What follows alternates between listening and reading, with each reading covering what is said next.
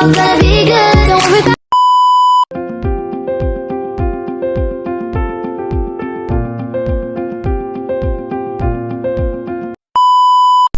Shalom teman-teman, terima kasih sudah klik video ini. Semoga teman-teman merasa terberkati dengan video ini. Nah teman-teman, bersama dengan saya Ulfiana dari BL. Saya dari Institut Agama Kristen Negeri Kupang atau IAKN Kupang. Melalui video ini saya akan berkhotbah tentang isu-isu lingkungan yang saat ini terjadi. Nah teman-teman, tema yang saya ambil adalah tentang pemuda yang menjadi penata layan tapi bukan menjadi perusak. Nah teman-teman, untuk bacaannya saya ambil dari Injil Matius 6 ayatnya yang ke-26 dan ayatnya yang ke-28.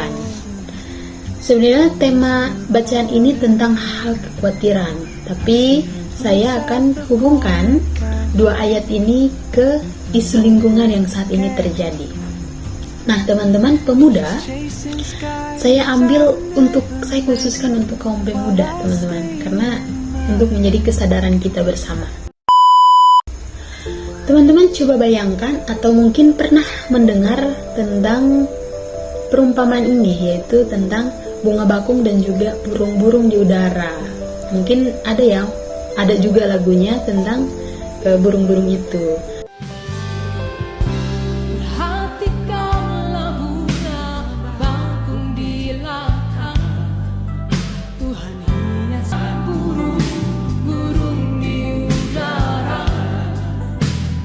Itu adalah perumpamaan Yesus yang sangat indah teman-teman menurut saya. Tapi jika kita kaitkan dengan isu yang terjadi saat ini, isu lingkungan yang terjadi saat ini, sebenarnya sudah rusak perumpamaan itu. Coba teman-teman bayangkan burung-burung di udara. Tuhan Yesus bilang mereka tidak bekerja, tapi mereka dirawat, dipelihara. Lalu teman-teman bayangkan juga bunga bakung di padang. Mereka sangat indah, dihiasi melebihi keindahan Raja Salomo.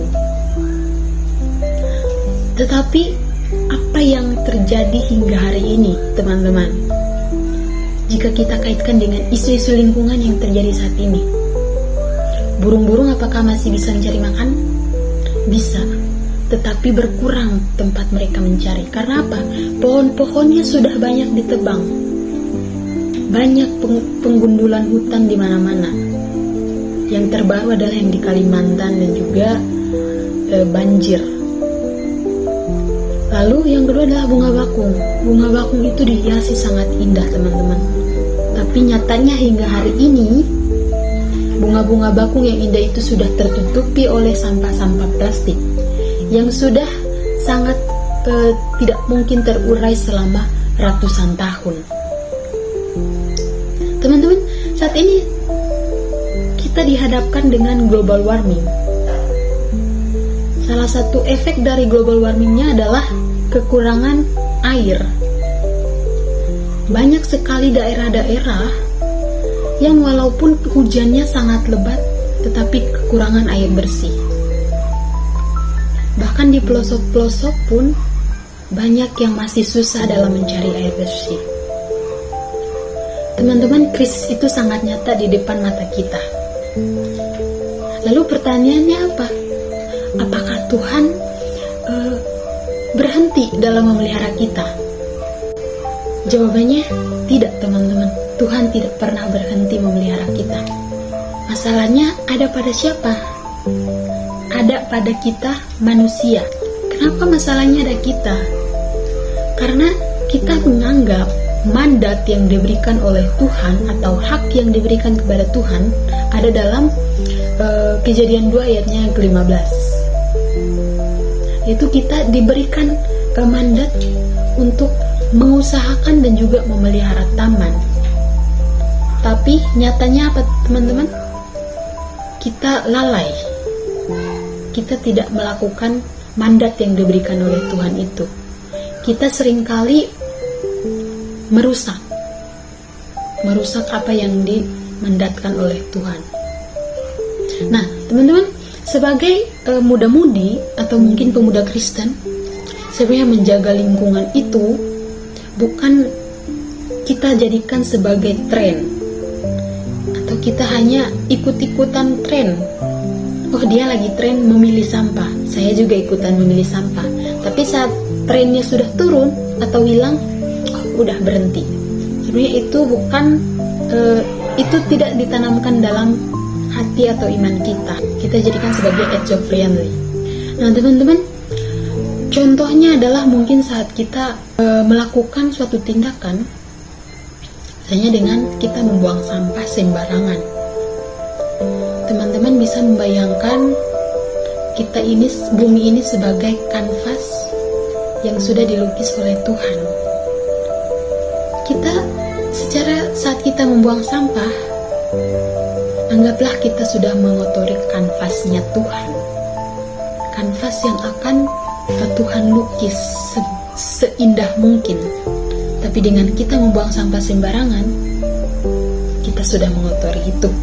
Lalu saat kita boros dalam menggunakan air, mungkin teman-teman beranggapan bahwa ini airnya banyak, jadi saya bebas menggunakan air itu. Tapi teman-teman tidak membayangkan di pelosok Indonesia ini atau sesama kita banyak sekali yang kesusahan air. Mereka mengalami kekeringan, teman-teman. Padahal Tuhan Yesus ajarkan dalam Alkitab bahwa kita harus mengasihi sesama kita. Dengan hal apa? Ya dengan saat kita mengurangi pemborosan air, itu sudah sangat berdampak untuk saudara-saudara kita yang mengalami kekeringan. Nah teman-teman, sebenarnya Tuhan Yesus menggunakan dua perumpamaan itu, yaitu perumpamaan burung-burung di udara dan juga bunga bakung di padang, untuk mengajarkan supaya kita lebih percaya bahwa Allah itu memelihara kita, teman-teman. Tetapi pemeliharaan Tuhan itu seringkali kita lalaikan. Nah, pemeliharaan Tuhan itu sebenarnya disalurkan melalui tangan manusia, tangan kita ini. Kita dijadikan perpanjangan tangan Tuhan, teman-teman, supaya burung-burung di udara mereka bisa terbang bebas, terbang di udara yang bersih, dan juga bunga bakung tetap mekar di tempat mereka, di tanah yang subur. Sebagai aksi nyata, teman-teman, mungkin bisa dimulai dari diri sendiri. Tanamkan pada diri sendiri untuk jangan menunggu dunia beraksi dulu baru kita, saya juga harus ini. Tapi mulailah dari sekarang, teman-teman. Mungkin saya juga susah, tapi saya mengajak teman-teman untuk kita melakukan aksi-aksi kecil. Misalnya dengan mungkin mengurangi penggunaan plastik, atau mungkin dengan caranya apa? Caranya membeli botol minum lalu membawa air dari rumah. Itu secara tidak langsung teman-teman mengurangi pembelian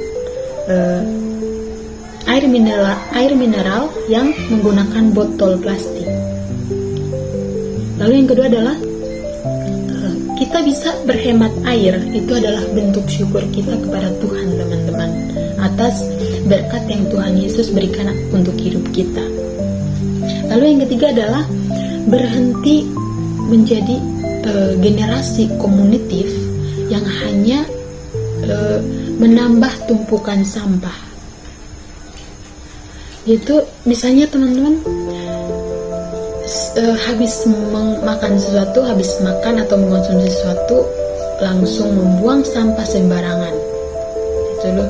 Atau mungkin ada kumpulan lalu menggunakan plastik berlebihan, habis itu meninggalkannya di tempat yang itu.